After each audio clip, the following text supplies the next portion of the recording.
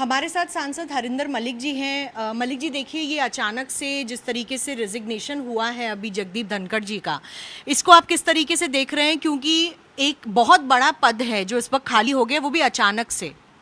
दुर्भाग्यपूर्ण स्थिति है। अगर उन्होंने बीमारी के कारणों से इस्तीफा दिया तो परमात्मा से ये प्रार्थना है कि वो शीघ्र स्वस्थ हों।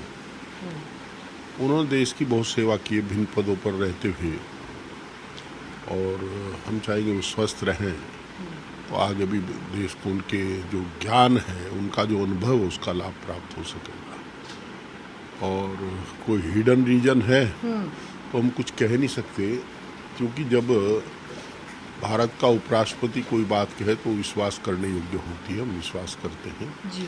इतना जरूर है कि धनखड़ जी एक सामान्य किसान परिवार में पैदा होकर के जी। और भारत जैसे गणराज्य के उपराष्ट्रपति के पद तक गए, तो इस किसान के बेटे को अचानक छोड़ना पड़े, क्या मामला? वो बड़े दृढ़ इच्छा शक्ति के व्यक्ति हैं। मुझे नहीं लगता कि वो बीमारी से बहुत घबराने वाले हैं, पर कोई ऐसा रोग होगा जिससे उनके मन नहीं माना होगा। तो किसान का डीएनए स्वाभिमान का है, तो स्वाभिमानी लोग हैं, कहीं ना कहीं स्वाभिमान का मामला है। बीमारी में वो रहते उन्होंने सोचा हो मैं किसी में बोझ ना बढ़ूं, ऐसा कुछ रहा होगा। आपने कहा किसान का डीएनए स्वाभिमान का होता है, क्या आप अटकलें लगा रहे, हिंट कर रहे हैं कि कुछ ऐसा हुआ होगा जिनसे कि स्वाभिमान को ठेस पहुंची है? मैंने जो कहना था कह दिया, उसे परिभाषित करने का काम मेरा नहीं है। मैं ये कहता हूँ कि किसान का डीएनए स्वाभिमान का होता है। धनखड़ जी भी स्वाभिमानी व्यक्तित्व के धनी हैं, और बीमारी के चलते उनका मन ये रहा होगा कि तुम किसी पे भार ना बनो। तो कोई भी परिस्थिति रही हो, बहरहाल जो भी रही, वो दुर्भाग्यपूर्ण है। वह स्वस्थ है तो भी बहुत दुर्भाग्यपूर्ण है, वो शीघ्र स्वस्थ हो, ऐसी मेरी कामना है। हरिंदर जी, विपक्ष की तरफ से क्या सरकार से सवाल किए जाएंगे? क्योंकि देखिए, एक बहुत बड़ा ये कॉन्स्टिट्यूशनल पद होता है वाइस प्रेसिडेंट का, इसमें इंटरनेशनल लेवल पर इंटरफेस होता है, तो इस पद को इस तरीके से अचानक से खाली रखना, क्या ये सही है? ये सवाल आप सत्ता पक्ष से करो।